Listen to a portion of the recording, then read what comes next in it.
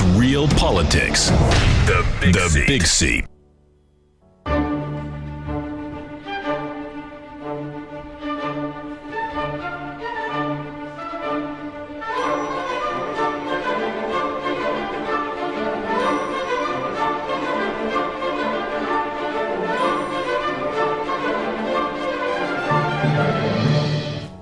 Right, it's 5 minutes past 9 o'clock on the 7th day of March 2026. Welcome aboard the Big Seat on Western Uganda's biggest radio station, 91.2 Cruise FM. Good music, good friends. Good morning from wherever that you're catching the show. My name is Wesige Banyaji. We are riding together all the way up to 11 o'clock. Welcome back from the Urban Breakfast. I hope you had a blast telling those stories. We're on Plot 12 Mutiland, opposite Ntare School, Mbara City is where we are airing the land of milk and honey. Don't forget that you can be able to catch the show online on cruisefm.com/stream and Cruise TV for TikTok and YouTube. Now, if at all you want to be a part of the conversation this morning, drop us a line on our social media handles, 912 Cruise FM on X and 91.2 Cruise FM on Facebook.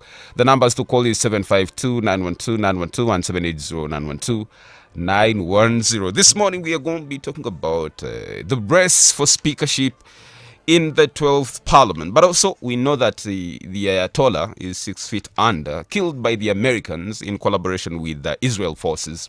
What does that mean for the peace or the crisis in the Gulf, but also where is the world heading? The wars don't seem to end. We know certainly that generals of Rwanda have been sanctioned by the United States for supporting the M23. After losing Lieutenant Colonel Wile Ngoma last week, General Makenga was in hiding, but at least he was able to resurface in the passing out of a couple of troops belonging to the M23. We are following that closely, and we know certainly that President Yoweri Museveni has arrived in Arusha, Tanzania, to participate in the 25th Ordinary Summit of the East African Heads of State, aimed at advancing regional integration, trade and security. Now, we know certainly that Felix Tshisekedi, His Excellency, the President of the Democratic Republic of Congo, and His Excellency General Paul Kagame, the President of Rwanda, will not be making it to that summit. And we know that the U.S. is getting strong on Rwanda for the allegations of its support to the M23. I think President Trump wants to leave the White House after all the wars that he found have ceased. How far he is going to get to that, you and I will have to say and watch what is happening. Now, U.S. imposes visa restrictions on senior Rwanda officials accused of fueling instability in the Eastern DRC, citing continued support of the M23 and violation of the Washington Accord there.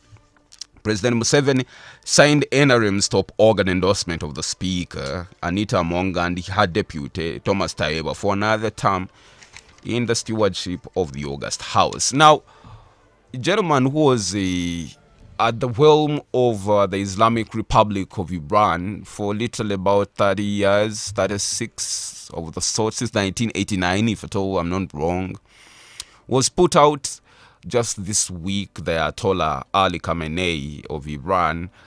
And within a very short time, we know that there is a team of 3 that is heading that Islamic Republic, headed by the Chief Justice and the Speaker of the August House and all that. But the new Ayatollah hasn't yet been appointed.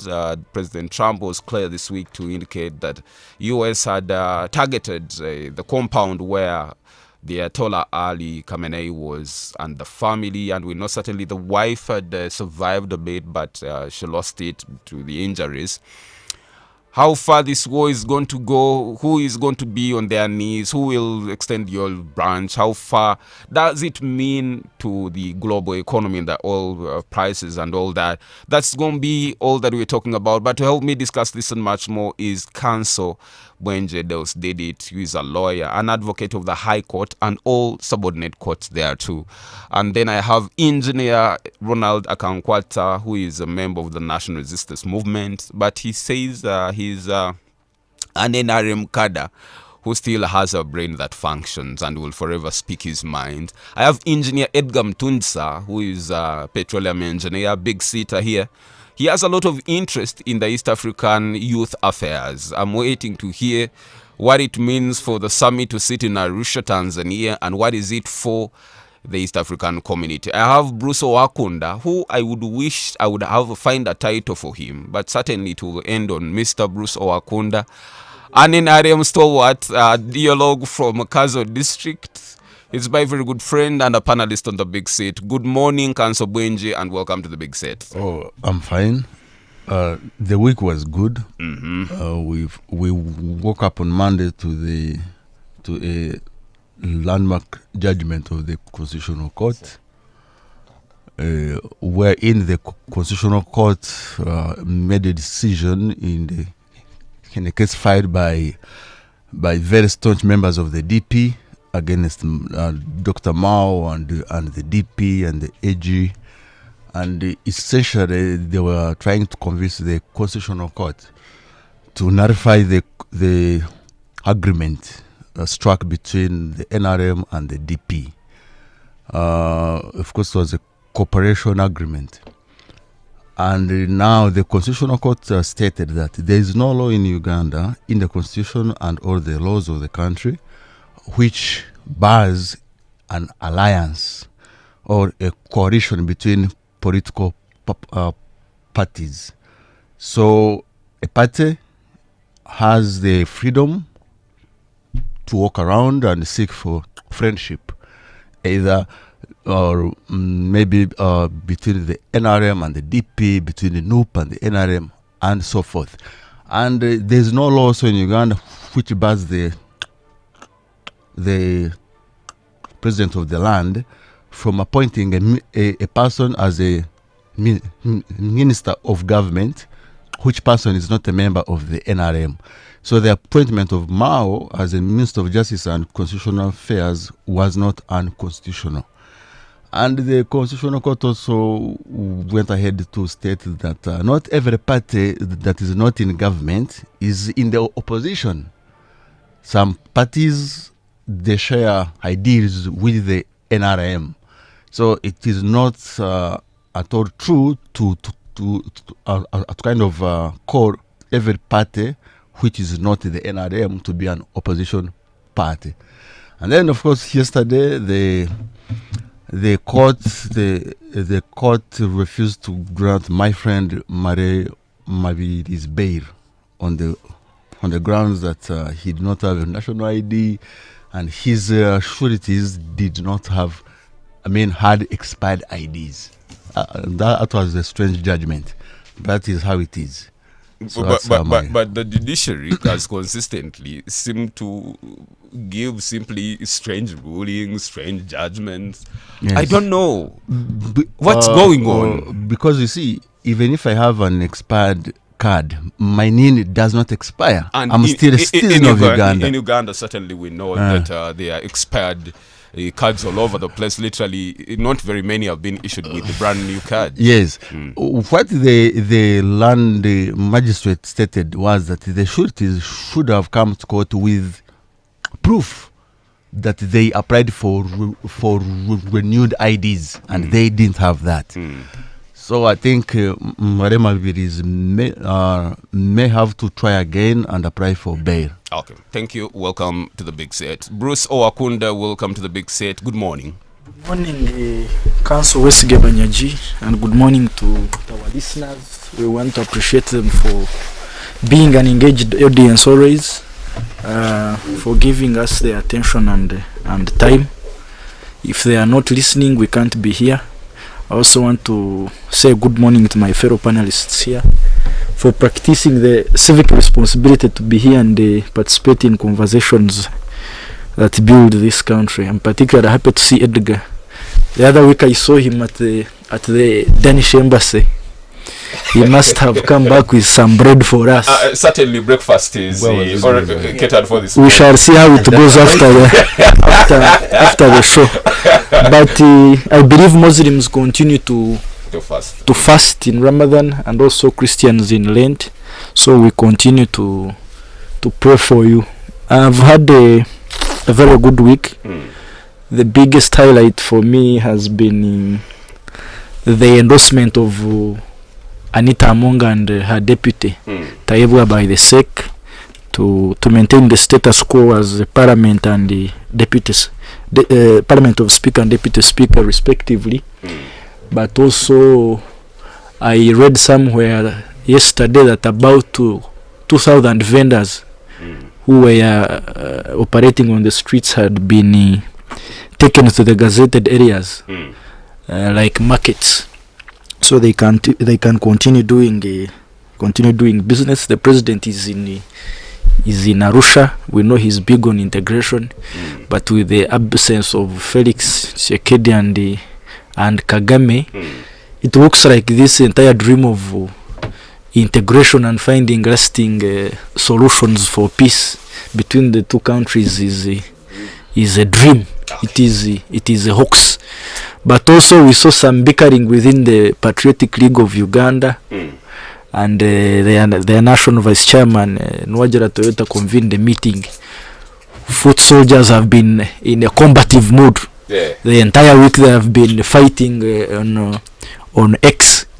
Some of them allege that Toyota received 1.7 billion for mobilization during primaries, during the general elections. They were not included. They did not share on the cake, so they were demanding for accountability. How far that goes, we shall. And he told them it is very disrespectful for a person of his caliber stature to be asked to account for 1.7 billion. Welcome, Bruce Wakonda, to the big set. But certainly, we know that Nairobi flooded this, I think yesterday, the same with Kampala. I was watching Kenyan news, and the entire Nairobi is literally in the wetland. So it's Kampala, the floods were clearing goods and all that. We hope that the fiscal planners really go ahead to find solutions to some of these bottlenecks and predicaments. Edgar Mtunsa, good morning and welcome to the big set. It's a morning, Tonyaji. I think it has been a very good week. And of course, certainly Bruce was talking about a good program attended recently at the embassy that had great art, people who love art. It was majorly just an art, and it was majorly just an art auction and exhibition. Don't preempt the aftermath of this show. Yes, but yeah, I think it was a very great one. Also, the good musicians that manager might like. But also, of course, as you know, a lot of things happening this week. As Oda mentioned, there's a ESC summit which is happening. And recently someone was asking me about this whole ESU dream, questioning it, the integration. And I think when we had a conversation, somehow their minds changed. The South African community, again by far, is the largest and the fastest growing regional economic bloc on this continent. And a lot of citizens of ESC are really harnessing the opportunities that have come with that. Of course, though, there is still a big gap in popularization of that. And I saw recently when our Minister Kadaga of ESC here was asking for some budget for popularization on ESC issues. People were so quick to judge her. Let's just, what do you mean by what popularize about ESC? But honestly, there's a lot of conversation we need to have, and there's a lot of popularity that needs. The first question that I would ask, there was a recommendation, but I think the curriculum center or something that Swahili should be taught compulsorily in lower primary. That has never materialized. Why don't we start from there? It's embarrassing that I can go to Nairobi and I can't speak Swahili. I can go to Arusha and I can't speak Swahili. And yet the Congolese can. Ugandans, there's a problem with us. Yes, that's true. That's true. But also there's need for other awareness, for other things. For a lot of things which are happening in ESC, very many things, including for professionals to be able to to practice their professions in these different countries. Some countries are already far ahead. We know certainly that if you're a non-Tanzanian, getting opportunity in Tanzania is not as easy, even when you're an East African. So there's a lot of work that has to be done in but it's easy for Ghana now to get those opportunities in Kenya. Oh, yes, very easy in Kenya. Yeah. Yes, welcome, Engineer Ronald Dakamkwata, and good morning. Good morning, Wesige. Good morning to fellow panelists and the lovers of the big seat. My name is Ronald Akankwatsa. I call myself an advocate for youth inclusion and a catalyst for youth-led transformation. So over this week, we have been having discussions about the engagement of the president with the young people. You know, it happened last Sunday, I think. And one thing that I've noticed from that conversation, it is that these young people who met the president have actually, okay, I'm going to talk about that, have demonstrated that whatever the president has been perceiving about the youth is actually true. You know, the president has already said that these youth of today are not serious. That for us, we used to fight and dance, but for them, they are always dancing, you know. So these people who met the president on behalf of the youth, actually, they were not as serious as you may think. They were beggars, they were self-seekers. They concentrated on actually looking for their own bread, like we usually say these days, that we want bread. And the president, I think, was disappointed in the youth, actually, because also what Council is talking about, if they were youth at all. You see, we have had a challenge in Uganda today that everyone wants to take advantage of the youth to benefit from them. You see, the statistic that the youth are the majority, everyone wants to be part of the youth. Why everyone wants to be called the youth. And yet youths, the age ends at 30. At 30, but you see the Kasukus, you see all the people unserious people, yet there are serious people like Edgar Mtunsa and Bruce Wakunda here. And Ronald Akakwata that should be able to represent the voices of the youth to the president.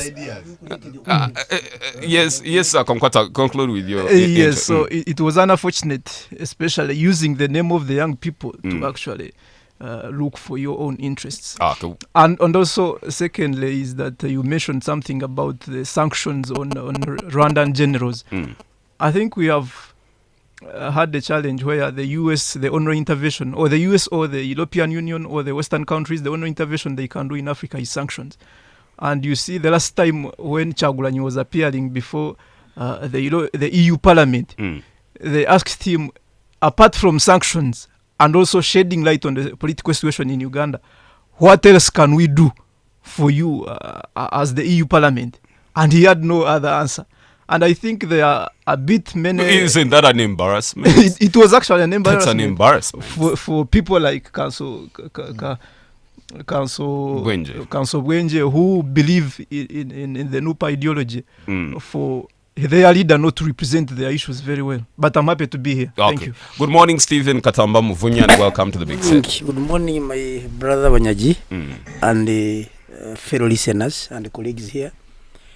We are all the same. We are happy that we are here and we are alive. Okay. Mr. Wanyaji, our president, General Yoweri Museveni, has continued to engage community leaders. You saw the other day he met the TikTokers, the content creators, and he was very generous, like he has always been. He gave them 5 billion, and I know brothers here, the content creators are beneficiaries of that money. Let them be serious. My brother Wakunda and the engineer, be serious and engage in content creation so that they can be beneficial creators. Number 2, please, yes, state that number 2 and we go for yes. Number 2 is about to security. Insecurity that is not good in urban centers, yes. like Mbarara specifically. That every night some people are beaten, they are hacked, and police, what are you doing? We feel that the security in this country is at par, and we have been having no problem. I don't know what's happening. Security is too much rapse. What is happening? Please, police, check yourselves, turn up and see what people are talking. Okay. Welcome. That's Mr. Katamba Stephen Muvunya, all the way from Chitagwenda. He's a member of the National Resistance Movement. We're stopping for a short breather. When we come back right into a topic of discussion. Don't touch your radio. Good morning. It's tough.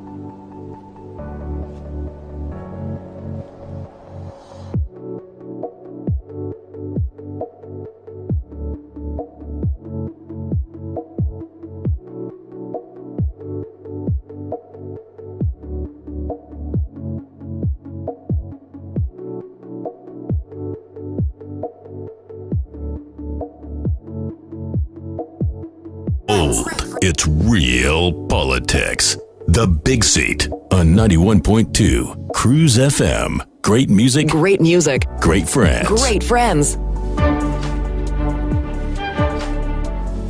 All right, we're back. It's 36 minutes past 9 o'clock on Western Uganda's biggest radio station, 91.2 Cruise FM. Great music, great friends. We shall be celebrating 15 years of being the best in the region come November. I can't wait.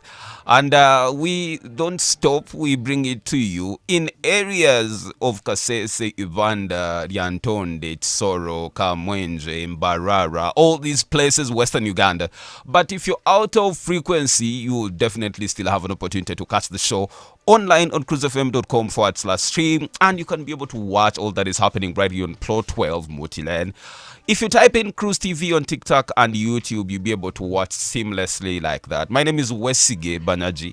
The Big City is all about matters that concern you and I. Now, if at all you are an ardent listener and contributor of the Big City, like Agava, like Madilu in Hima, like Crescent Saja, like Zubal Kayongo, and there's so many that keep. Matthias Medj unfortunately joined the military, and there's so many who have tagged along for the so many years we've done this show.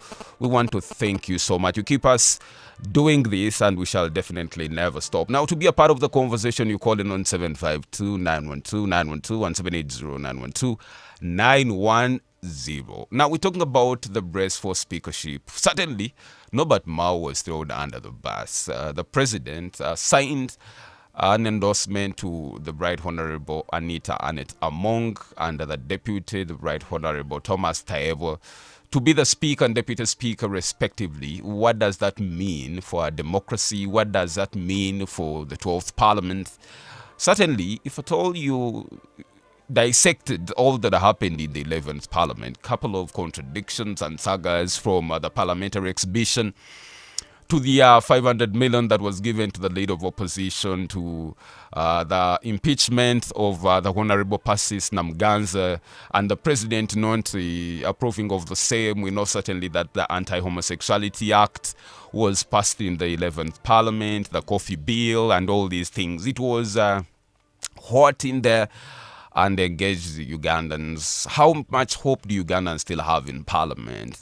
Is the Right Honorable Anita Among the right person? This is a person who is the third in command, in hierarchy, in protocol of government.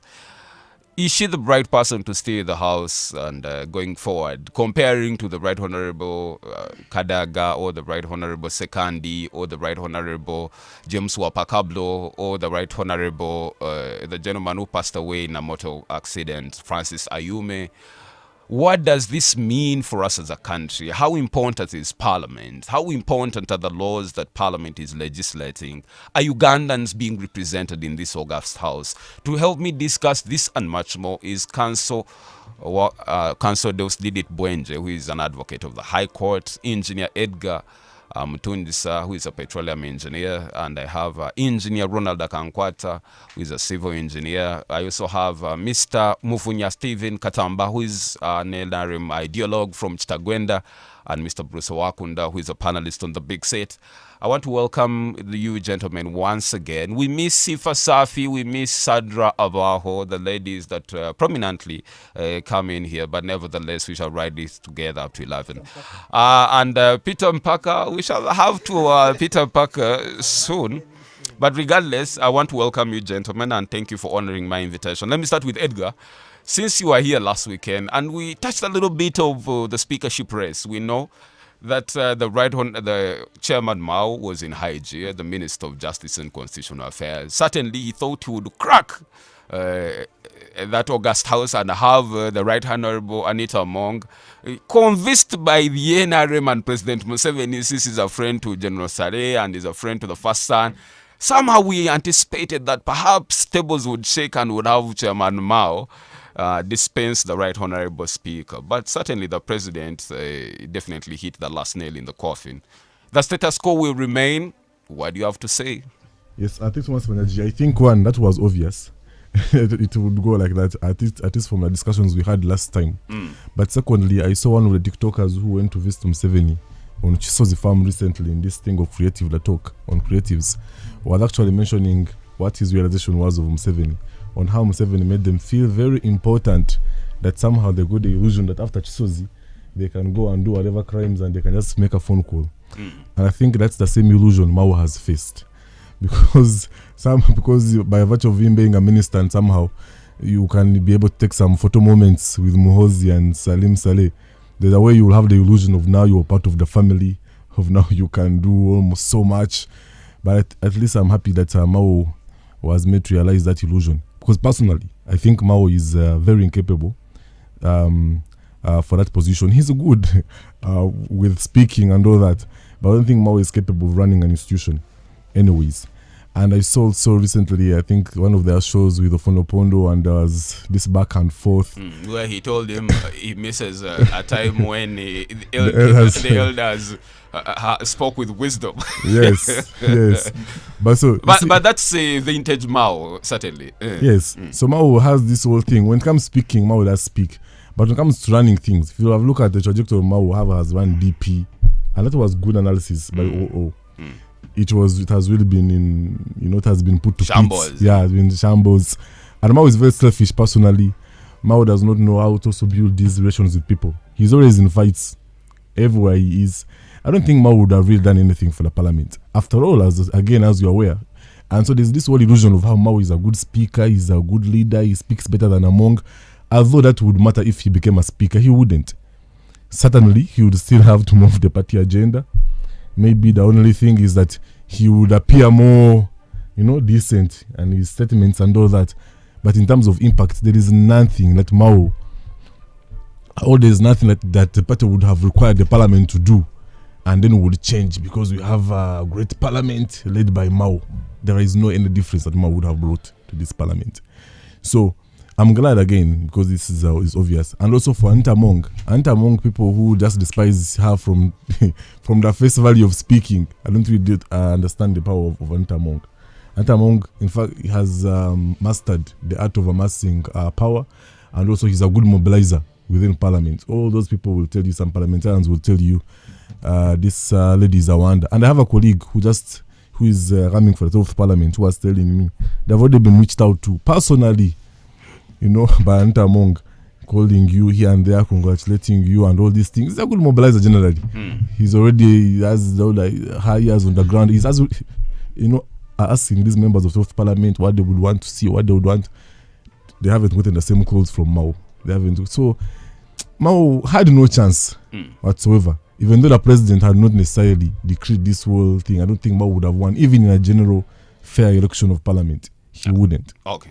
Bruce, is it a good idea that the NRM has closed out this race so tight that it has become a tradition that if at all someone is speaker, they will be speaker for 10 years, deputy for 10 years, speaker for 10 years, even when they look very incompetent? The truth is, if you asked Ugandans by and large, not many are very confident of what the Right Honourable Anita Among brings to the table. What do you think? Well, first of all, the endorsement was made by the Central Executive Committee, SEC, which is the highest party organ of the NRM. Now it is going to be sent to the parliamentary caucus. Either it is adopted formally or it is dropped. This did not come as a surprise. Taiwo and Among were the front runners. For me, I believe even Mao knew that he was not the choice of the president, but he was also managing politics. I think he's trying to bargain for another bigger position, not just the Minister of Justice. Maybe trying to say, if they bring me to the table, I can say now that you've denied me a chance to contest for speakership. You can give me the Prime Minister. And he's going to use the Northern card that they voted very well. But this is not coming as a surprise. If you read that endorsement letter, the president quoted and said, in line with precedence, he was simply saying that there is an unwritten rule generally acceptable in the NRM that every speaker and deputy should serve at least 2 terms. You remember the scenario that happened with Jacob Boranya when he was deputy speaker. SEC sat and said you cannot become speaker. Let Kadaga first finish her 2 terms. Then when your time comes, we shall endorse you for full speakership. And that is what happened. Kadaga could not accept. She ran as an independent, and she lost. I believe it is you lawyers who say that the principle of fairness demands that similar cases are decided alike. Yes. That's the foundation of the doctrine of precedent. So there can be a semblance of predictability, of consistency when handling circumstances. And you see, this creates some bit of harmony. Now Tayebwa knows I must serve my 2 terms. But now the question I put to you, it creates impunity, because if you have someone very assured of their fate come the next parliament, then they can be as corrupt as it can get, they can be as incompetent as it can get, they can create cabals and all kinds of cartels in parliament, but and get away with it. This is not just unique to the NRM. That is standard practice in very many democracies. Even when you have individual ambitions, you must be bound by the collective ambitions of the party. The party must prevail over personal ambitions. That's why we need party positions. In this case, for example, it simplifies voter choice. If you say everybody should contest, you have, let's say, 300 members of parliament of the NRM. You have Pasis Namuganza, she's going to have a faction. You have Anita Mong, she's going to have a faction. You have Tayebwa, she's going to have a faction. You have very many. You find you have 10 candidates. No, and you lose. You lose as a party. That's democracy. You cannot. Yes, but even when you have one party position, it removes the confusion. Yes, MPs are confused. for the party. That's what I'm saying. But also for me, I believe they deserve it. You can talk about the quality of their leadership, whether they are competent or no, not incompetent, but they have worked for it. And like Edgar has said, I pity people who demean the person of Anita Among.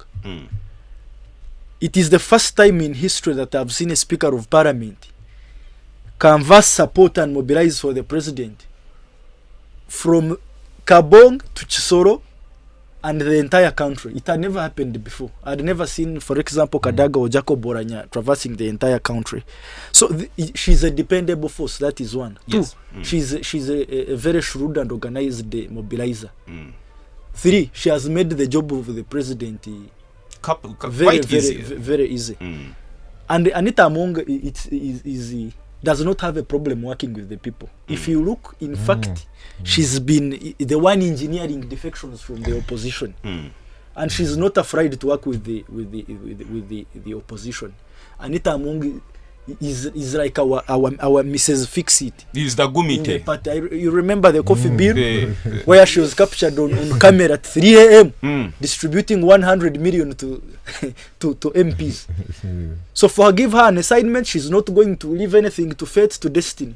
She's going to ensure that she executes to the last detail. 3. Yes. She has an unquestioning loyalty. And for a party chairman or a head of state, that is what you need. Whether people say there is going to be executive dominance or parliament is going to become a rubber stamp, that's their story. But for your interest is having the parliament you can exert influence and control over. Yes. 2, when you look at a person like Thomas Tayebwa, in the last 2 years, he has, I think, represented the president the most times on public functions. So there seems to be some level of trust in him. And Tayebwa has... Speak to the microphone. Tayebwa has mastered the art of standing out without being rebellious. He was at the center of reconciliations in the NRM after primaries and even in general elections. Even the other day, yesterday, but when he was in Kasambia, trying to bring together parties between, I think, a man called Byamkama and Kabanda. Yes, and the Kabanda. So for me, those 2 knew that even when you pray for a child, you cannot go to bed when you are putting on clothes. You must be naked. Thank So you. even when they wanted to retain their seats, they did not just sit down. They went out there and worked Thank you, for it. thank you, boss. I think you've done us good. I think the background is clear cut. Let me come to Ronald. Ronald, you are barely born in 1996 or right after. I wasn't born yet. You weren't born yet. At least for us who were here, we can tell you James Wapakablo was a statesman. Francis Ayume was a statesman. When you read the CV of the Right Honorable Sekandi, being a director RLDC, being able to teach law for that time, and a very good legal practitioner, went to Parliament, served the people of Bukoto for a while, and he didn't accidentally find himself at the realm of Parliament. Here is Anita Among. But we know certainly the practice has been these individuals are literally dragged to this honorable seat to stay at the August House. It's no longer about dragging them. It's outrightly some individual expressing their interest and doing whatever it takes to take the job. What has caused the change of terms? You see, that is why Blue struggled to defend the thing of precedence. That because the NRM has set a precedence that once you are a Speaker of Parliament, you have to be there for 10 years. And this is a big problem, especially to the NRM. Number one, you see, when you have such a leader of an institution like Parliament, and they have that immunity, that as long as I'm in power, it means I have the next 10 years in my hands. So that is why this Anita Among had to make sure that she is unopposed, had to do everything. You see, even Taiwa had to do all it takes to make sure that he is also unopposed. So that precedence itself gives immunity to these speakers and deputies to make sure that they must be what they should be actually. Also, secondly, Wesige, like you said, the previous speakers actually have said, and I can even repeat that Among has been the worst speaker Uganda has ever had. You see, you have a speaker who has been actually having allegations of corruption. You remember how she got her own radio station got a 3 billion contract from the government. How the last Uganda parliamentary exhibition showed and exhibited how she has been the master of distributing money, like Bruce said, 100 millions in the Okofi Act. So you cannot say that because there is a precedence and because she's a good mobilizer of the NRM that we must maintain her. You see, there is a difference between mobilizing for the party and also becoming the speaker. If she's a good mobilizer, she can be maybe Secretary General for NRM.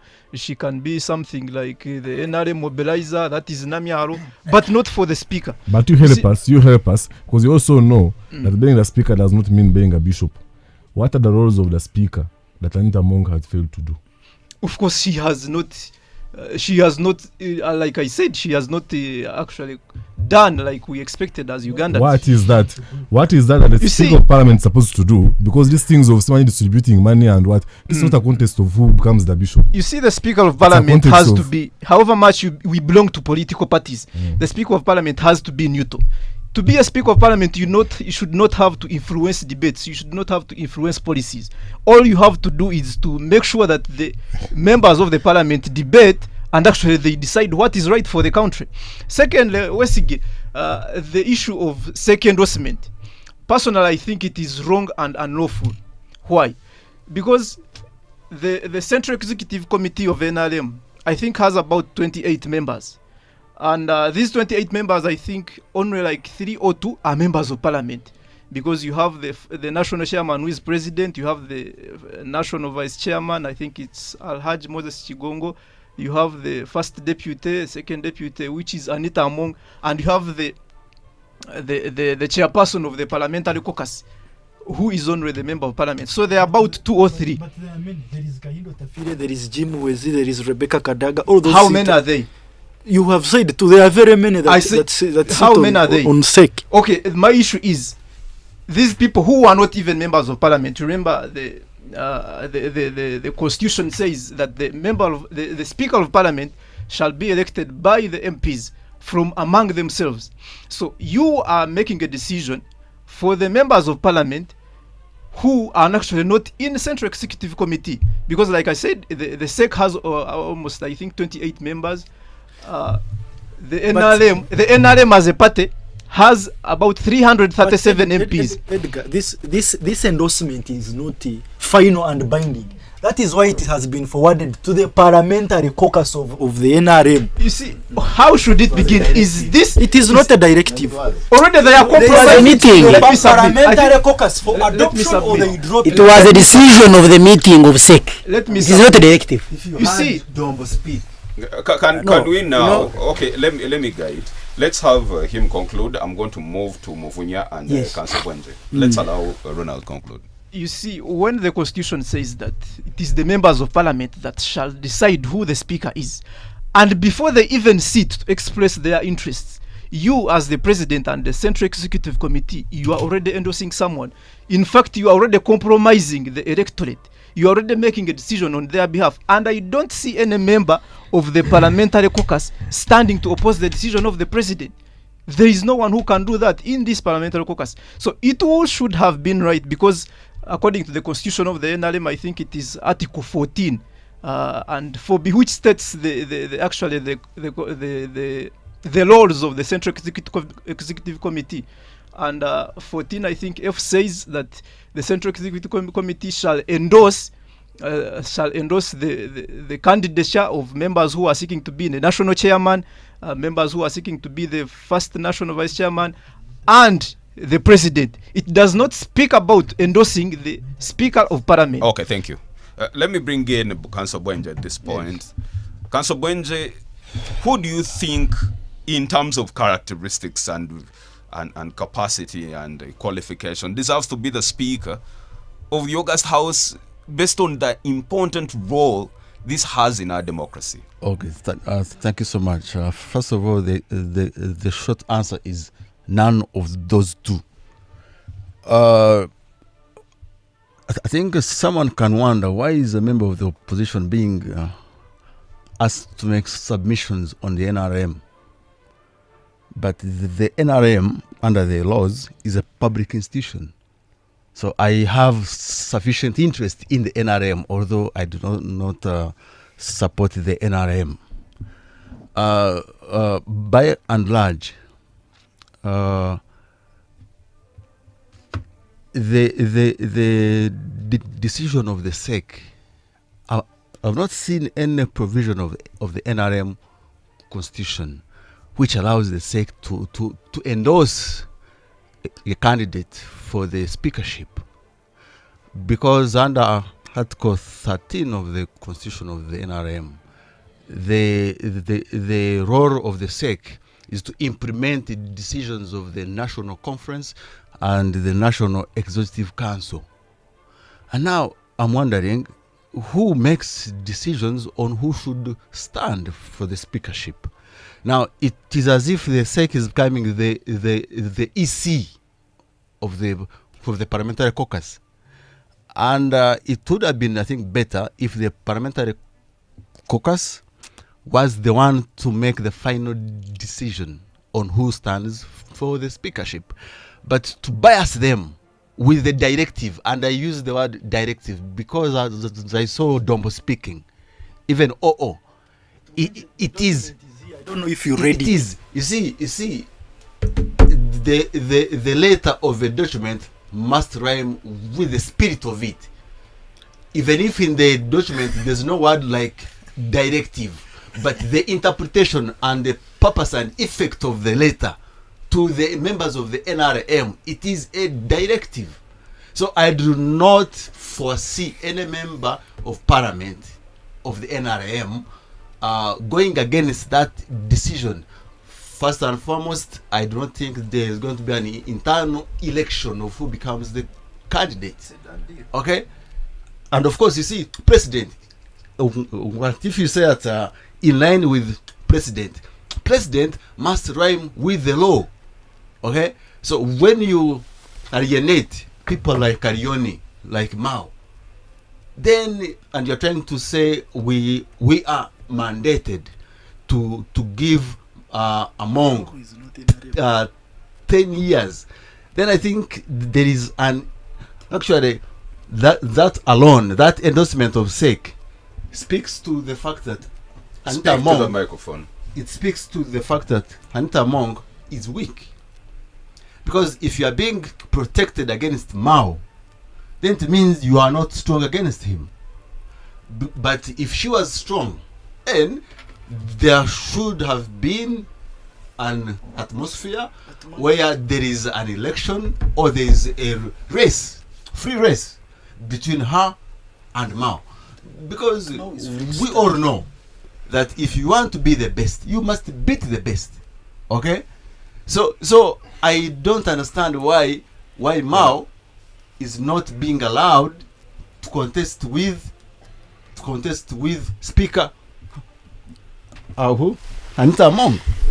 And so for some other person to say that Anita Among is very strong, she's strong at mobilization and so forth, when she's a recipient of the mercy of the SEC, then I think, for me as a person, it shows me that actually she is weak. And of course, I don't have any faith in her, because instead of standing up to the CDF, she has she has romanced him, she fears him, she cannot stand up against him. Okay. Move on, yeah. You see, I think Council Weng has a personal vendetta with Anita Among, because here that's what I see. Mr. Wesige, here there are two things to understand first before here we move far. Number one is the president was making communication after the meeting of SEC. As a chairman of the party, it was his role to communicate the outcomes of the meeting. Number two is, in multi-party politics, the winner takes it all. That's the matter of fact. In multi-party politics, the winner takes it all. Secondly, in multi-party politics, royalty is number one. The issue of strength, who is strong and who is not, in multi-party politics, it comes last. Number one is you must be a member of the party. That matters. Number two is loyalty. I do your loyal to the party and the principles of the party. So here, I bring my two people here, Anita Among and the deputy, Tataibo Somas. Anita Among has been a pillar of parliament, of Uganda parliament in this term that has been a speaker. There has been harmony in parliament. I didn't see parliamentarians throwing stones and chairs in parliament when Anita Among was the speaker. So there was calmness and balanced parliament. Number two, even the opposition, like my brother said here, even the opposition member of parliament praise Anita Among that she's not selfish when giving the position to speak, to legislate.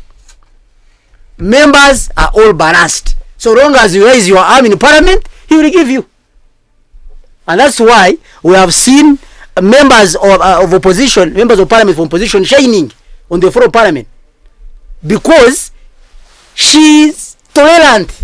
She gives them time to speak, deliberate. However much. I think the question is whether Anita can be a good speaker or not. I think our issue is, why is she being protected by SEC? Why isn't Mao? Because you see, you cannot say that. No. You see. Choice goes along with consequences. I think the moment NRM made a cooperation agreement with the DP, Council is forgetting. Council is forgetting something. That cooperation document allows NRM members to support even members of the DP. Mr. Bwenge. No, let me answer Bwenge here. I think, Mr. Bwenge, that would disagree with you. This issue of them ratifying this lady of Among, it's not about her being weak, it's about her being rewarded. because you must also think about NRM as a party. Does competence matter? I mean, Yeah, yes. of course it does matter. No, But no, it, no. it is secondary. Yeah, wait.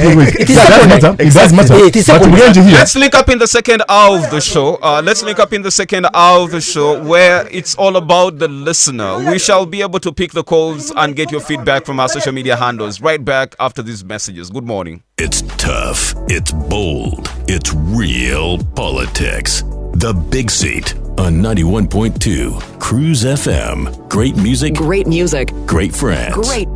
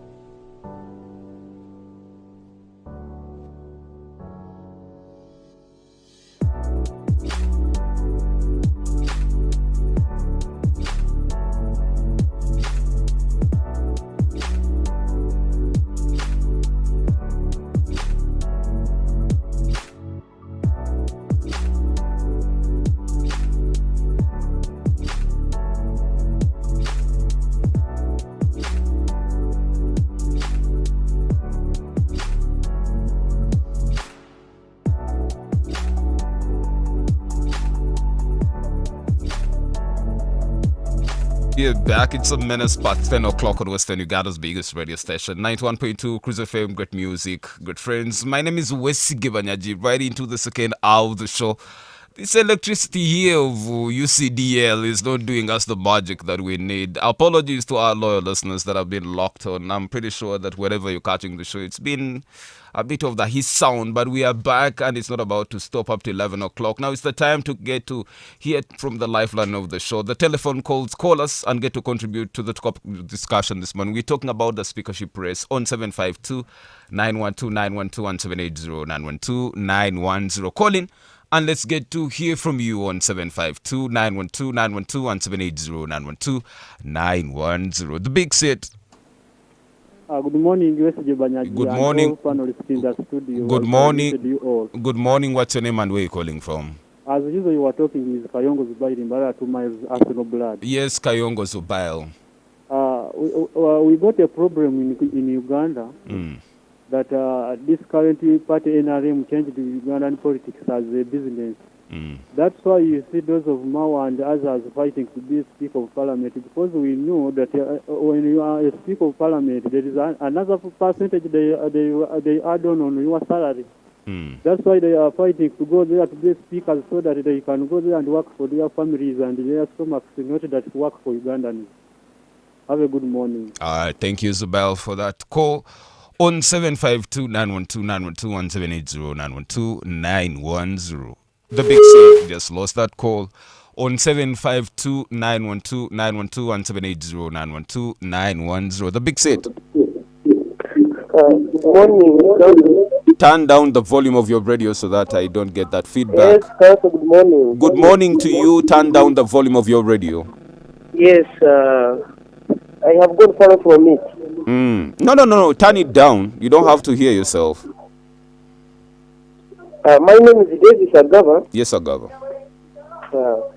I'm always wondering what's key in Uganda.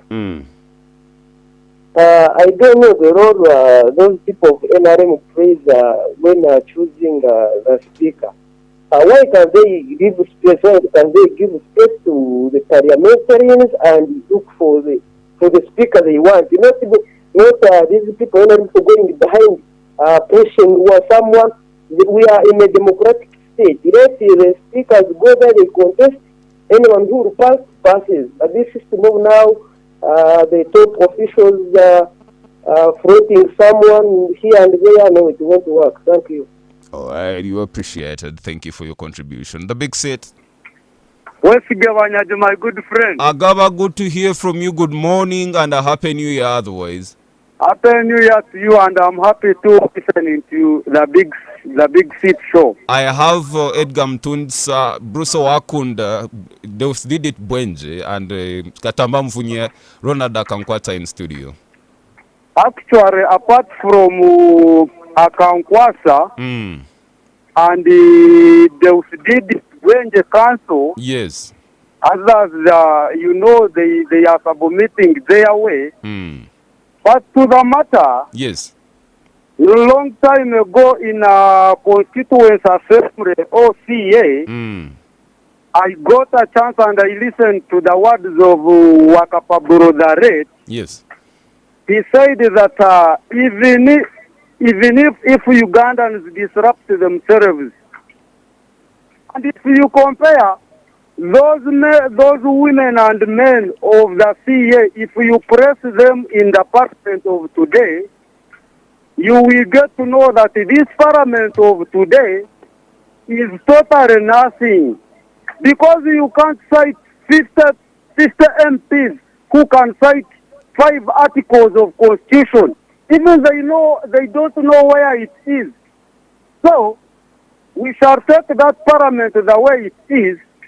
But among Anita and Tayewa, those are I don't know, I don't have suitable words to use.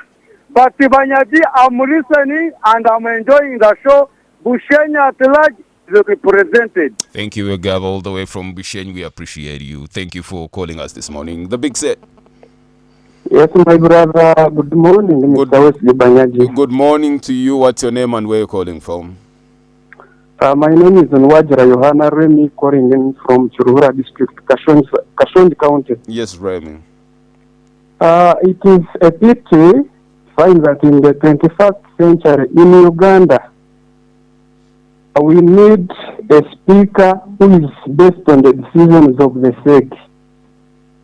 I think for the parliament to boom and do what it is required to do, we need a speaker who is voted based on the merit, individual merit, someone who can serve the interest of the people, of the voters, not the interest of the small group of people who are serving their own stomachs.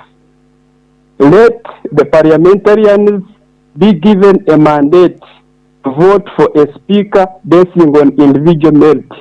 I support Norbert Mao can push the parliament forward. Not these the Amongis where we have seen in their tenure corruption going up and so forth and so forth.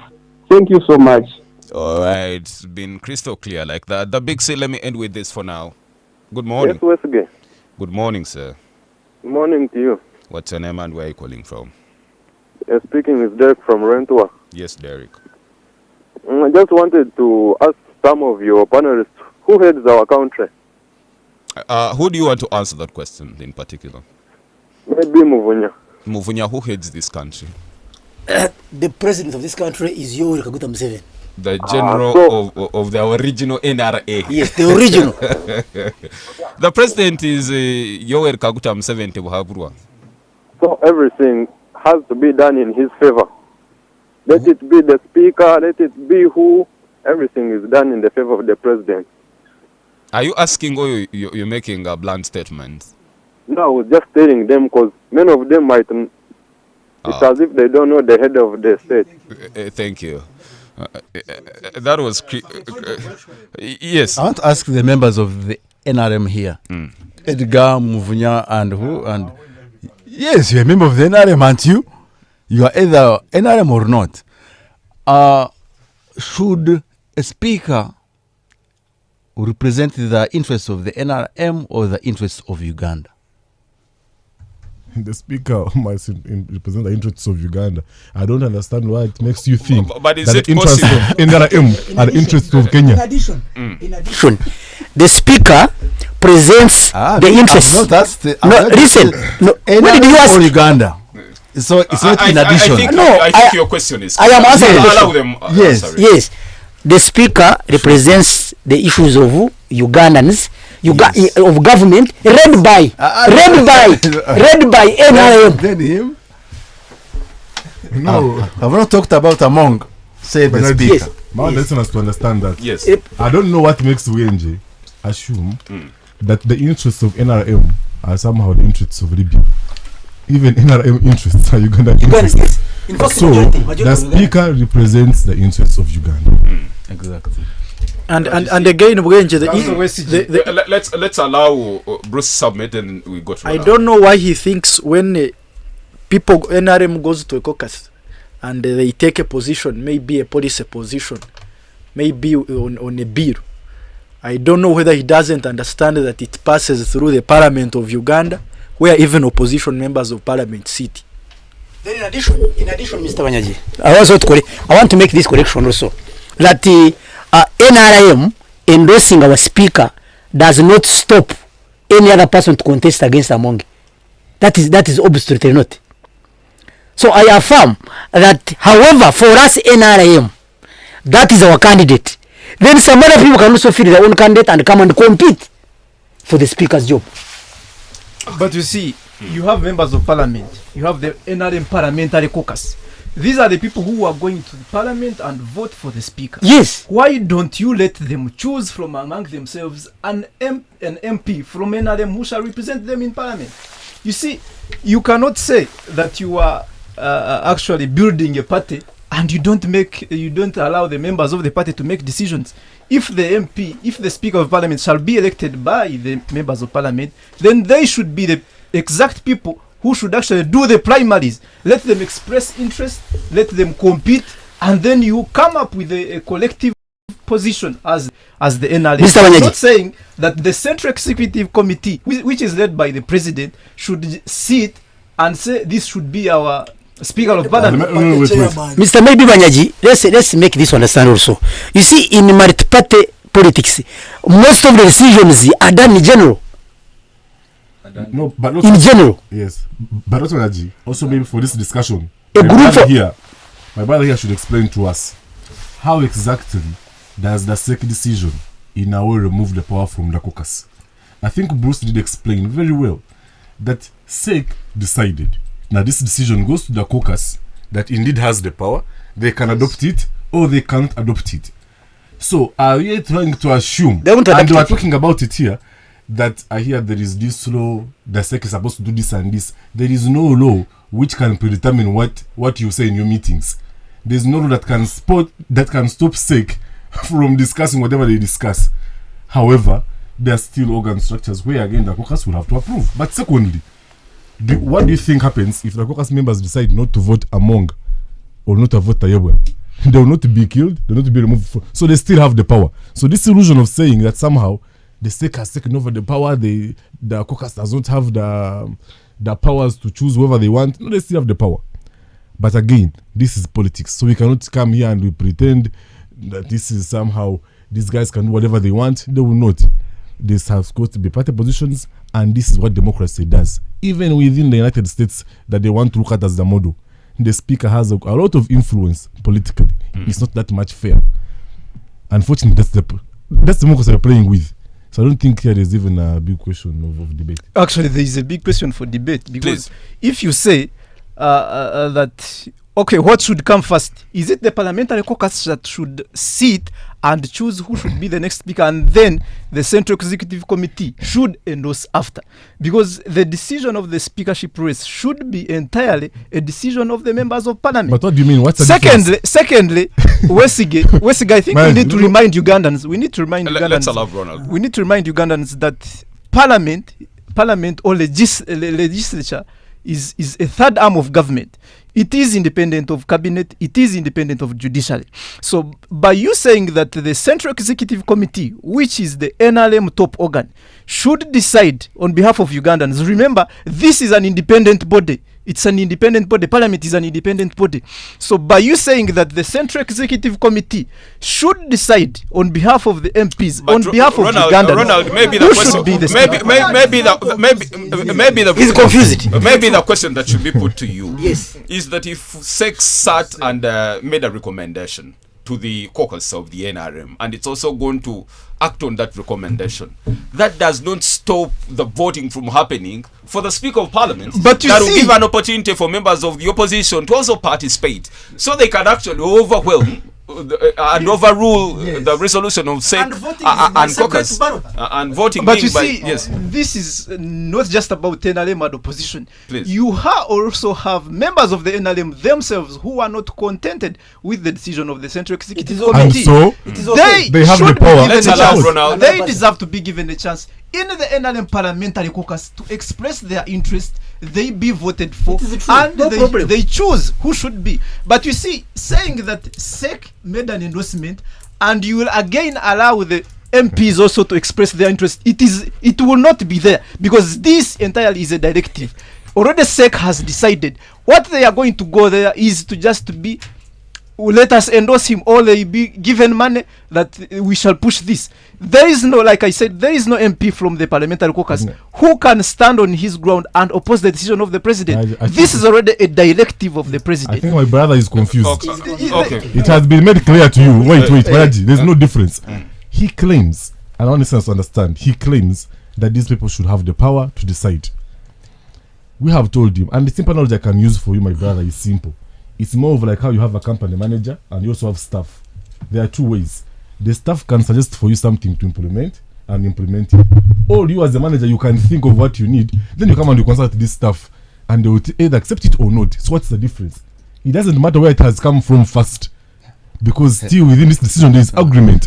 Whether it came from SEC or whether it came from this side directly, At the end of the day, they'll have to agree. I have a message from Urugaba Agababiona who says Bruce makes a flowery description of the Anita Among, but leaves one answered question. Is it good for the institution of parliament and ultimately the country that she is at the whelm of parliament?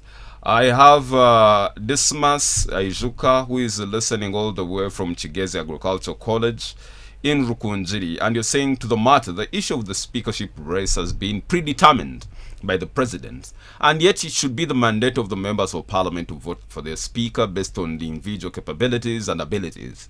Anita Among is not my favorite because she has been painted for being corrupt and more affiliated to the affairs of the NRM and President Museveni than the country. That is him. No, but Mao is also not the right person because he's also seeking personal interests. I would request Council Bwende to explain the article governing the election of the speaker in the constitution. Thank you, Aijuka Desmas, for that contribution. You're much appreciated. I think I should start. I have Apollo Tumsime, who is an ardent big seater here, who is saying the constitution is very clear. There is 3 arms of government: the legislature, executive, and the judiciary, and they shall be independent. A few months back, we saw the CJ Flavin Nzija taking oath from the president's private farm in Chisozi, and now the leadership of parliament has been engineered from State House bedroom. What do we expect? We have seen Speaker Among ruling that I have not understood that, but it's Nyans have that. The nays have. You are fearing to read it. Even no. He's saying we have seen Speaker Among ruling that nays have it, and even when there is barely a single MP saying nay. Thank you, Comrade Apollo Tumusime, for the contribution. And, but I think I should start from there. Yes, let's allow Gwenja to start. I'm coming to you, okay. Comrade. What the Constitution, Article 82 of the Constitution provides that the Speaker of the Republic of Uganda shall be elected from among fellow members of Parliament. That is not to say that a party cannot caucus. Okay?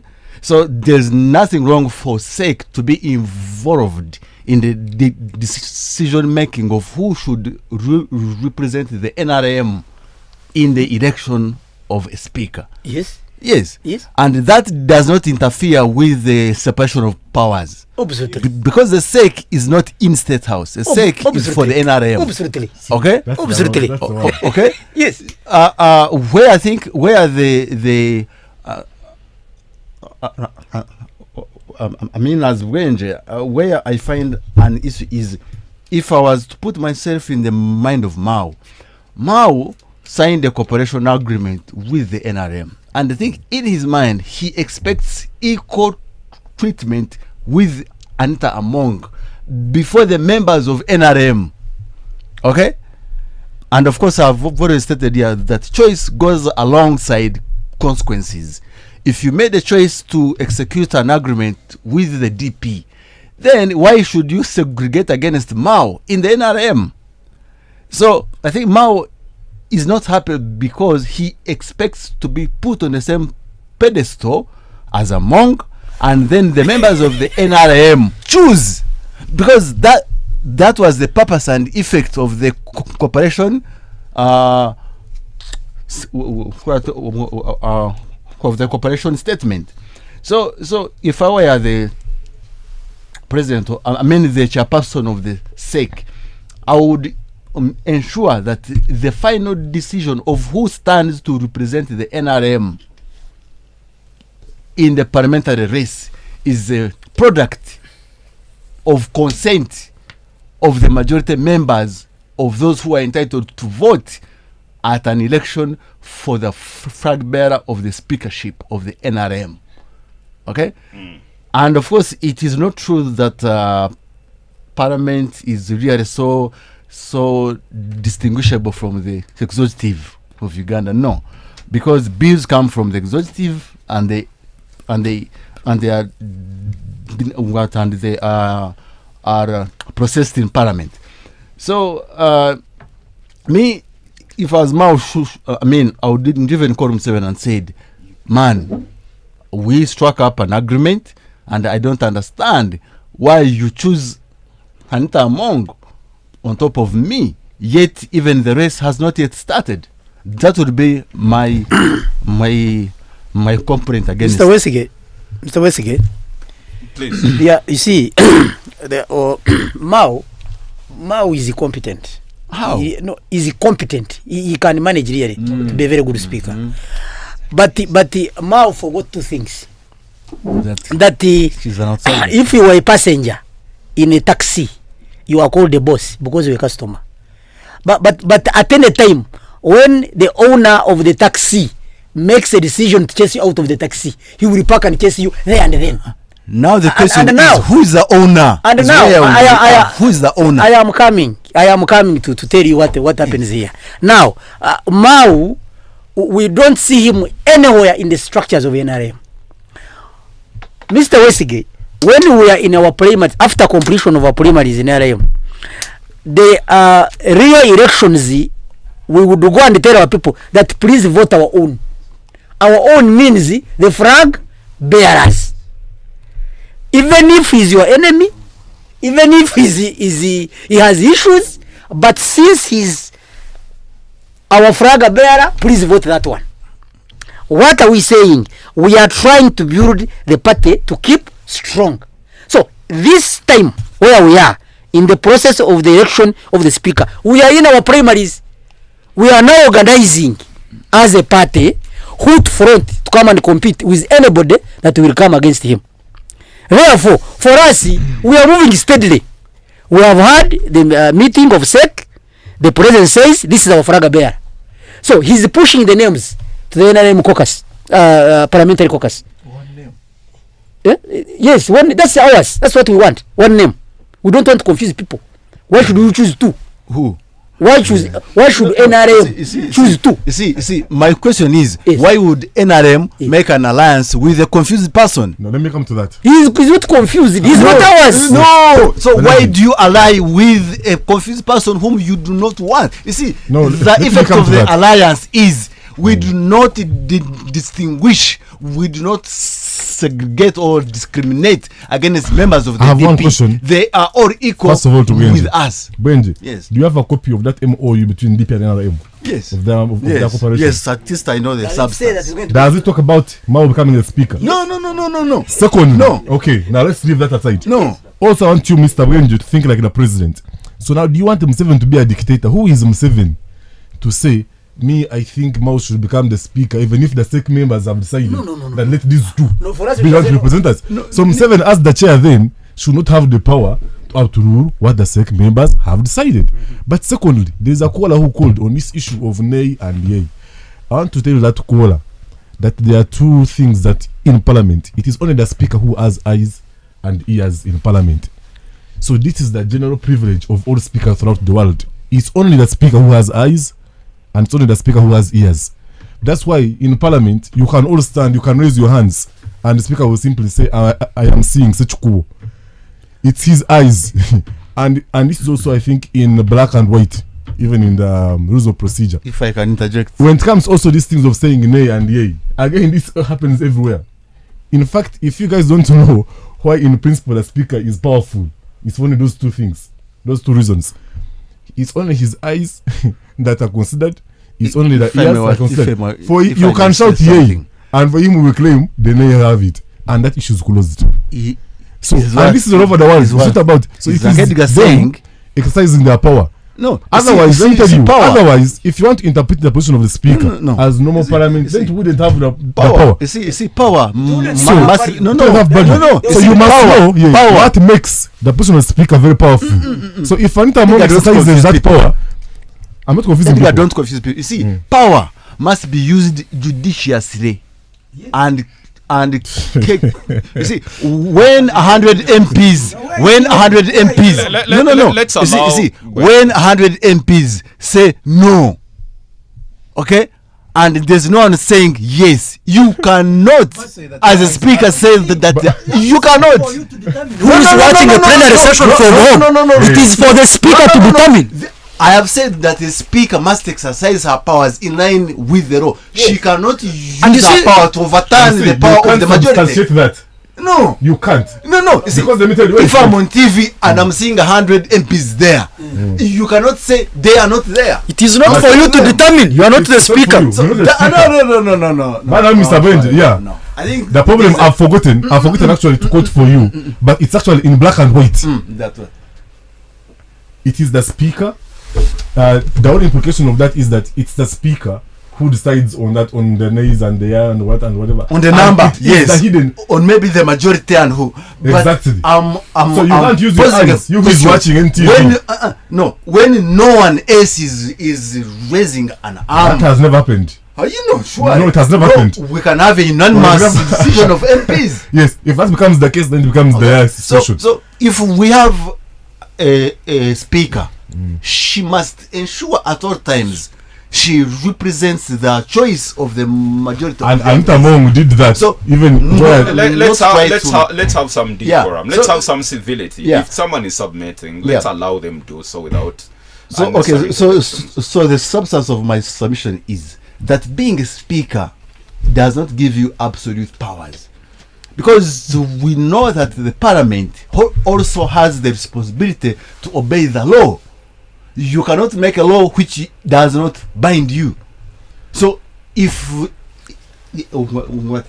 parliament has the mandate to make the laws under Article 79 of the Constitution, it should be the first one to abide by the same. If you are appointed or elected a speaker of the Republic of Uganda, you must ensure that all your decisions, they rhyme with the interests, aspirations and goals and ideals of the people of Uganda. Yes. That is why we expect a speaker not to be a supporter of the NRM, but in parliament. Okay, when you go out of parliament, yes, go and attend SEC and NEC and so forth. But as long as you are in the parliament, you must appeal both ends. That's what Among Us done, by the way. And what you don't know, we do not have a conclusion. That Mao cannot do that. So my perception is that Mao should have been put on the same standing with Among because of the cooperation between DP and NRM, and then the proper decision maker makes a choice between two people, but not forsake to kind of say that this position is for Among within the NRM. So within the NRM there should have come two people, the one of DP because of the alliance, and then yes, and then I will choose a DP more. Yes. I have never seen this alliance. Thank you. Okay, gentlemen, let's have Bruce now. Either my brother Kankwatsa and Bwenja are confused, or they are deliberately driving a false narrative.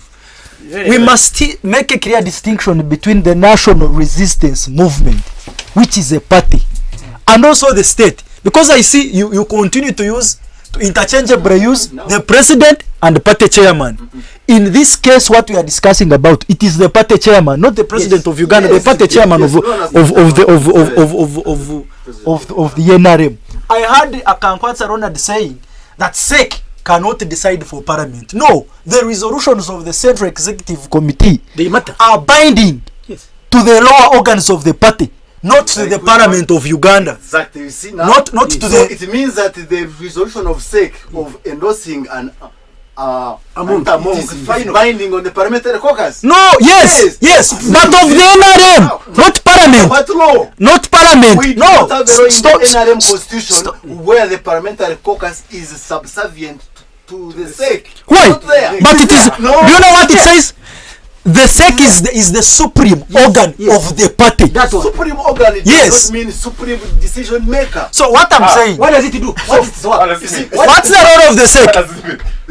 is the actions of the SEC? Is to implement the decision. It does not. SEC does not implement. No. The decision to implement the SEC does national conference and national executive council. Yes. Article 13 of your constitution. That is the work of Secretary No. Secretary is an implementer. No. Read it. Can I have order? Let me get your constitution there. Let me get the microphones back. So the SEC is a consumer. It does not. No. Okay, thank you. No, Mr. Wanyaji. Yes. Yes. Mr. Wenger now as a lawyer, I don't know. I don't know which brain. I don't know which brain he's using. Either he has stored that one of law school, and he's now discussing as a layman. Because now, look, Edgar. Yes, can't accept that. That is an insult. That's an insult. Don't digress into irrelevant things. Please, Movunya. In party Speak to the microphone. In party administration, there is people that are elected member of SEC, for example. They are elected members of SEC. They are elected by the people. NRM members, NRM leaders. And then the people to implement it are the people that we appoint. The team of the Secretary General is the people that implement the decision that we make in meetings. That technical team is at national level, at all the levels. It is there. At the level of SEC, there is Secretary General. At the level of district conference, there is an administrative secretary. That is in line of implementers, the group that implements the decision of the people of the elected leaders. Now, when Mr. Council Wenge comes here and receives a microphone, I get hurt. You see people stepping on these chairs, and tables, and you wonder. You wonder. Some of us have been very, very loyal and peaceful. But when you injure, when you attack us, we cannot keep seated here. So I am saying that the SEC organ had a meeting. They discussed about the capability of the work that is supposed to be done in Parliament, and who is our suitable person that can do it better. When we are discussing party issues, we don't leave national issues. If you don't discuss national issues, people's issues, you cannot reach at a conclusion of administration. So what I'm saying is, what SEC discussed, it discussed the position of the Speaker and how the Speaker can manage Parliament. So our choice was one, Anita Among. We have forwarded Anita Among to the Parliamentary Caucus to see is what SEC no. Listen, is our person capable to administer Parliament? Yes. Then what do? Let us vote. Now, voting is by secret ballot. Whoever does not support Amongi will support another person. However, our decision of the supreme leaders, the organ of SEC, will convince everybody. So long as you are a member of the party, you must be subjected to the decisions of SEC. Let me interject a bit. So, you see, when we come on national TV, this is a national TV. Actually, it's an international one, because it is accessible even in North Korea. In North Korea, yes, and Pyongyang and so forth. So you must speak with evidence. Okay, you must speak with evidence. I want you to read as the moderator Article 13(3). Article 13, I think Sabbatical 3, paragraph H of the NRM Constitution is there. Article 13, 3H. Article 13, 3H is to the effect. Let me see. Article 13 is about the SEC. Down. 3H, I can't see the H. No, down. Okay, the implement the decision of the National Conference and NEC. Exactly. That is the function of SEC. No, that can be one role. No. I'm saying So how do you implement the decisions which are made by you? Okay. So the intention is that these members of the NRM must read and understand their constitution. We cannot impose the SEC above the parliamentary caucus. Okay. So although it is the highest organ, it is not the final decision maker. And this endorsement of Among it overrides the constitution of the NRM. Can help and guide us. Okay. Between the national conference and the SEC, the composition of those I two. think I can help on that. Yes. You see, the national conference of the NRM is comprised of all SEC members, and then you also have the members of parliament who belong to the NRM.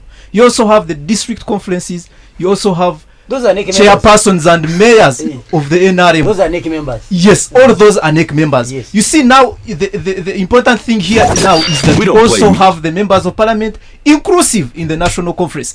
And these are the people who actually will vote for the speaker. So already you have their input in their decision. They already have a decision as the national conference. Yes. So the SEC can now act and implement the decision of the NEC. But it should not be the Central Executive Committee of only 28 members who should decide on behalf of the 377 members of parliament. Secondly, Wesige, you see, in his letter, the president of the Republic of Uganda, among the three reasons he gave about endorsing Anita Amonga and Taiwan, one, he said that he is going to neutralize the opposition.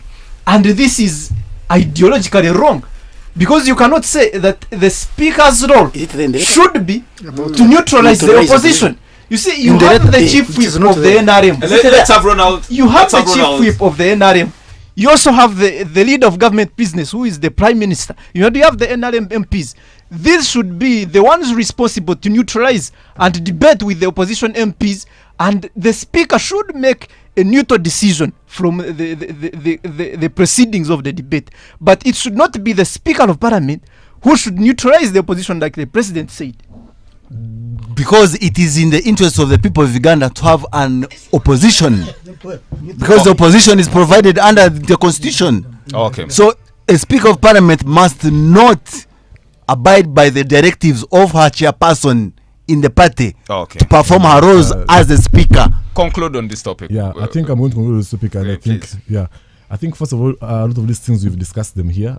I don't see the difference where it comes, as long as, again, one, there will be the vote that you claim you need for your Mao DP.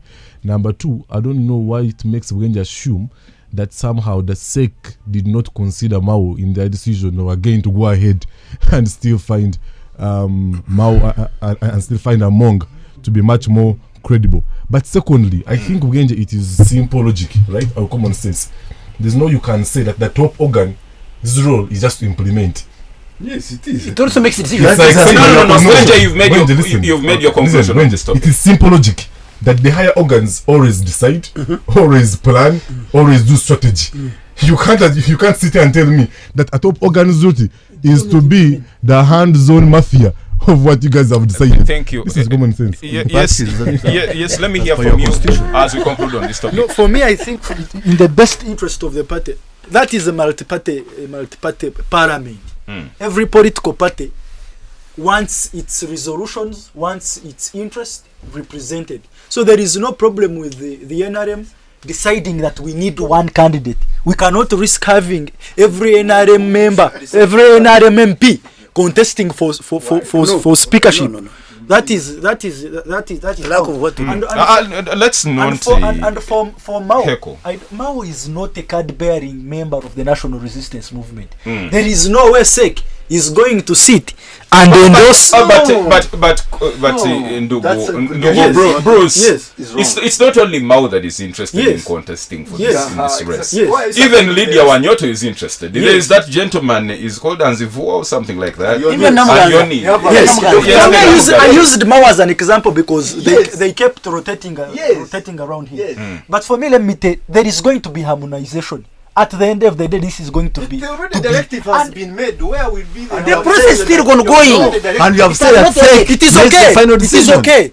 It is going to be voting by secret ballot. We shall see those NRM people who are not content with the decision of SEC, and see where they are going to put their vote. I don't know why you're making noise. Okay. Then maybe. Okay, let's get to the lifeline of the show. Let's get some feedback on Cruise TV. I can see Anthony Deviro, who is watching all the way from Remingango in Central. I appreciate you so much. Nelson Agaba, you watching all the way from Bahrain. And you're saying Ronald Akankwasa, thanks for representing us well. I see Akampura Frankson, you're watching all the way in Kazo. Appreciated. Hilary Birigwa, you're watching. I see you. Godfrey Natumanya, I see you. Asingwide Ivan. Let me end with this. Wambade Gilbert, who is saying, the Right Honorable Annette Among is holding the advantage in the Speaker race due to strong backing within Parliament of Uganda, while Norbert Mao brings experience but lacks the same parliamentary numbers. I have Davis Bamwesije, who is saying NRM having lots of numbers in Parliament is of no doubt, so its decisions and interests will always pass. I have so many people that are sending me messages on Cruise TV. I want to appreciate you so much for that. We're getting right into a second topic of discussion right now. We see the bombs, the shelling, the missile, the artillery, the chest thumping, and all this exhibition of power by the US and Israel over Iran. Ali Khamenei, the Ayatollah of Iran, was killed in a targeted operation by Iran, by the US and Israel. What does this mean for the global peace? Where is the UN? Where is diplomacy? How far will this go?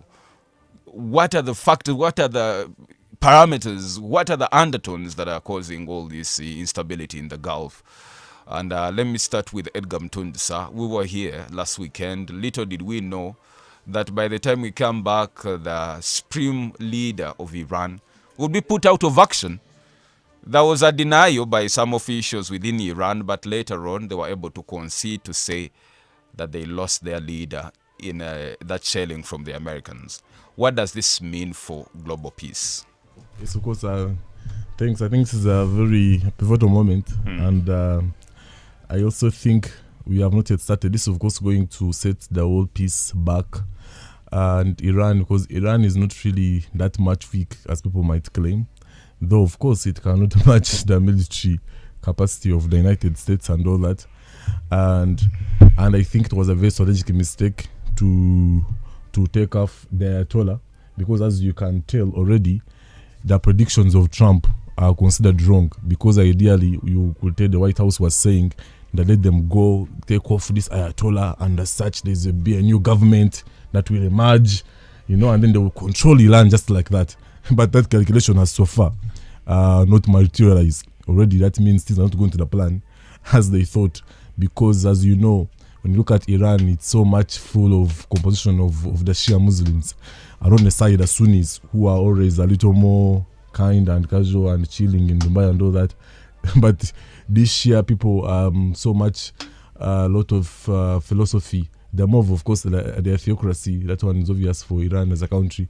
And so this murder of Ayatollah instead was looked at as martyrdom. And this is something which I remember we were talking about last time, I think last weekend, on what happens when you have these people and they're looked at as a martyr. And that's what has happened. And you saw the propaganda that was happening in Iran. These guys made the caskets of these how many kids, and they're trying to move them on the streets, trying to demonstrate, to show this attack of the US indeed, that wasn't just about the Ayatollah or about the dictatorship, but was more a revelation of the inhuman nature of the United States. So I think it's really going to be a lot of catastrophe. But I also think, broadly, this is also so much a fight to do with China and the projection of power and all these things.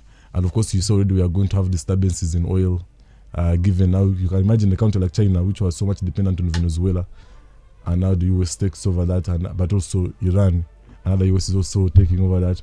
So we don't know what that would mean for China. Of course, it would mean a lot of higher costs. But also, I think China, this could also be a moment that makes the US actually lose this war long term. Because as much as they're doing all these things, they're burning a lot of money. I saw a report recently that US in this war alone, there was an estimation that they are spending almost $800 million, $890-something million per day in this war. While China, the competitor, is of course stabilizing and doing all these things. But also they are so much invested in renewable energies. So by the time these Americans finish up with this war this side, the Chinese will be so much close or even already ahead. Okay, thank you. Operation Fury is on Bwenje, the American president, Donald Trump, who is a Nobel Peace recipient for literally... not a recipient. He wants it. That award, that of coercion. He's a Nobel Peace Laureate recipient for peace. He came on the bride of stopping wars that were happening across the world. At least he's done well in the Congo. At least he got Tshisekedi and Paul Kagame setting. He said he would intervene in all these regions that are, covered with instability. Is President Trump finally the ultimate leader that the world has been waiting for? Okay. Of course, under international law, the might is right. The most powerful is the most righteous. Under Article 2, Clause 4 of the UN Charter of 1945, it provides as follows: all members shall refrain in the international relations from the danger or use of force against the territorial integrity or political independence of any state, or in any other manner inconsistent to the purposes of the United Nations. Now, that attack on the Republic of Iran, it goes counter to the purpose and effect of Article 2.4 of the Charter, and it makes us really doubt the purpose of the United Nations as an international force. It is actually, to say the facts of the matter, the United Nations does not serve any purpose at all in the world. Okay, it should be disbanded. Thank you. It is not helping us. Thank you.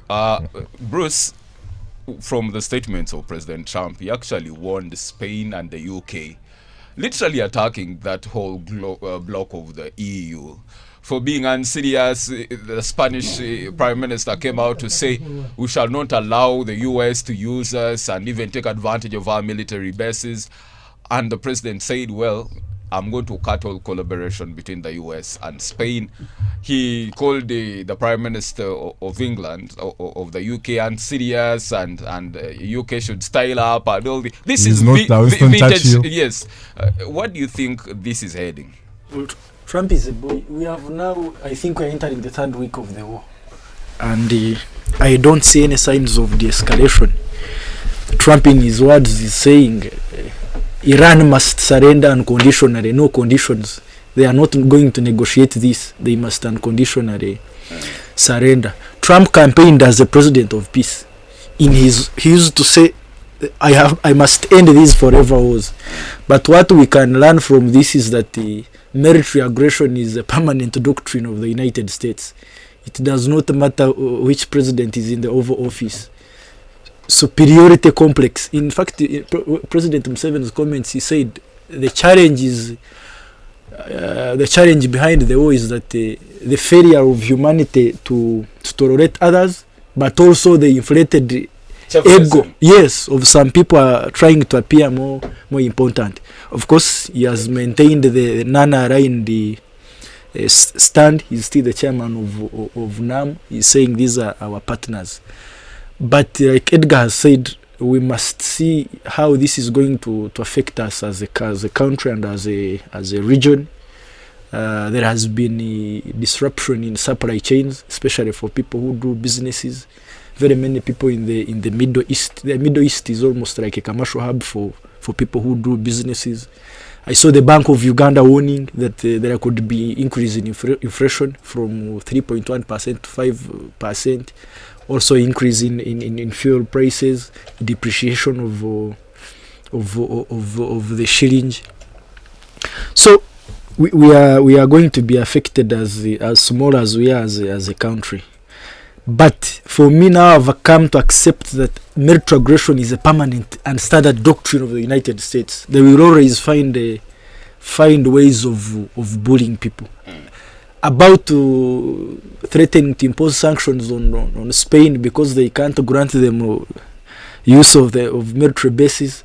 I don't know if Trump is going to wage war against the entire world, and he looks to be determined. But he also seems to be confused. He looks like a confused president. Okay. No, he's going. Yes, Movunya. I will end with Ronald. It's very interesting. Trump is Trump is I don't know, but but maybe the question I can put to you. Yes. Iran, in retaliation, went for other Islamic states and literally bombed Kuwait, bombed Qatar, bombed everybody in the Gulf, and forgot about the real perpetrators of this war, Israel and the US. Why not shell the source of this war rather than going for proxies and people who just have military bases? How weak is Iran? And Iran, of course, knew that all the countries that are inhabited by Muslims were coming to help him. So he got annoyed when he saw some Muslim countries seated down when the Iran is being shut down. However, Trump, it is very bad in our culture, Wanyankore here, African culture. He say it is very bad to practice what you don't teach, or to teach what you cannot practice. It has been very, very unfortunate by Trump's deeds. He says he talks about democracy. Every American talks about democracy. There was other means. I'm talking about the United States. Yes, Trump could be another person, but we have had United States condemning human rights violation, democracy, and some other things of that kind. But as I said, it is very bad and very awkward to teach what you cannot practice. Okay. So we see America frustrating what it teaches. Number two, it is a lesson to Africans that we should trust ourselves, come together and see how we can also form a United States of Africa, like the great men who had tried to begin it. And in the Middle East, we are hijacked and killed.